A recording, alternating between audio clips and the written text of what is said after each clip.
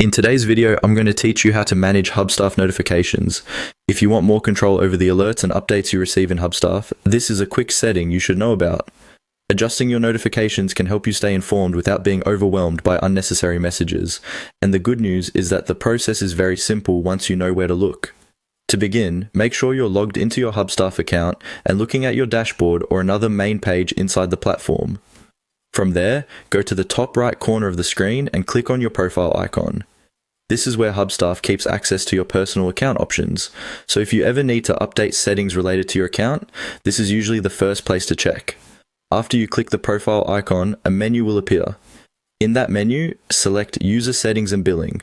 This will take you into the area where you can manage personal preferences, account details, and other important settings connected to your Hubstaff profile.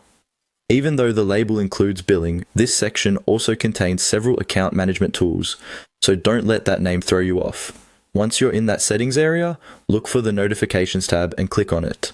This section is specifically designed to let you control what kinds of updates Hubstaff sends you. Depending on your account type or role, you may see different notification options here, but the general layout is meant to be easy to use. Now all you need to do is toggle the notification settings on or off, depending on your preference. If you want to receive a certain type of alert, switch it on. If you'd rather stop getting that notification, switch it off. This gives you the flexibility to customize your Hubstaff experience so that you only receive the updates that are relevant to you. As a helpful tip, take a moment to review each option carefully before making changes.